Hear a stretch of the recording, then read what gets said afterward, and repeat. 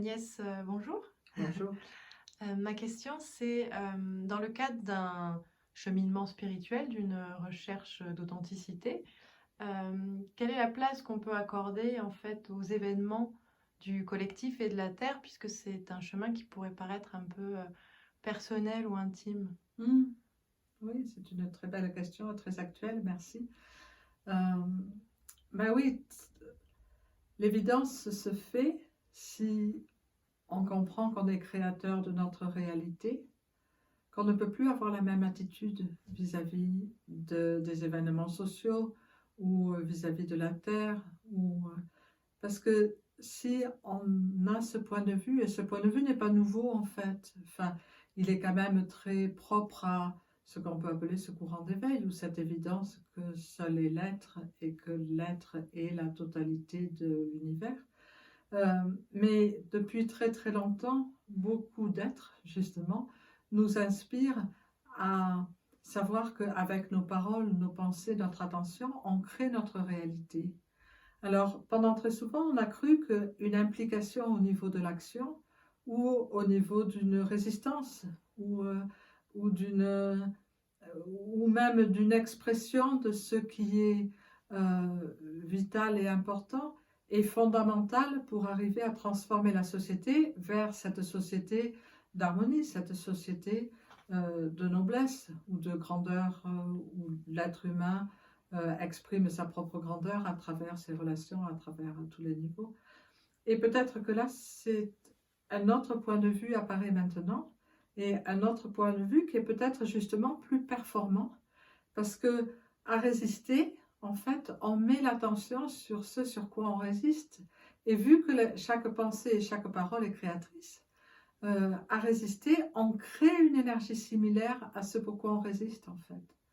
Donc, l'évidence qui se fait de plus en plus, du moins pour moi, mais pour beaucoup, je crois, d'êtres maintenant sur Terre, il y a de plus en plus de courants d'êtres qui comprennent qu'en fait, pour créer la Terre ou la société idéale, ou pour créer une société d'harmonie, ben, établissons l'harmonie en nous, arrêtons complètement de juger, arrêtons de nous opposer, arrêtons de résister.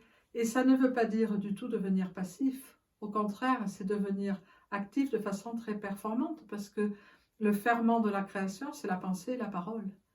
Et le, le, le ressenti, il y a de plus en plus de courants d'êtres d'ailleurs, des initiatives magnifiques d'êtres qui disent ok, on va acheter un terrain et on va créer une micro-société dans laquelle on promouvra, on promouvra les attitudes, les relations, ce qui nous paraît juste, ce qui est en harmonie avec la vie, ce retour à la simplicité, ce retour à une autre relation avec la terre, à une autre relation, ou peut-être que les relations peuvent ne pas être basées nécessairement sur des hiérarchies ou sur de l'autorité, mais sur ce respect mutuel d'un cœur qui rencontre un autre cœur. Et on pourrait se dire que ces micro-sociétés, en fait, veulent s'extraire de la société. En fait, non.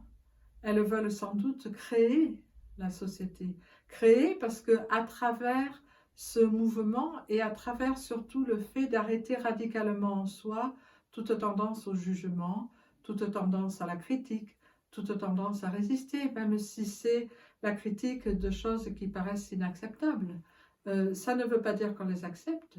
Ça veut dire que si on ose entretenir en soi, porter la vision, c'est ce que la fraternité lumineuse nous invite toujours à faire, porter la vision d'une société d'harmonie et incarner cette vision en nous en arrêtant d'être opposé, d'avoir une énergie raidie, de se plaindre, de critiquer, de juger.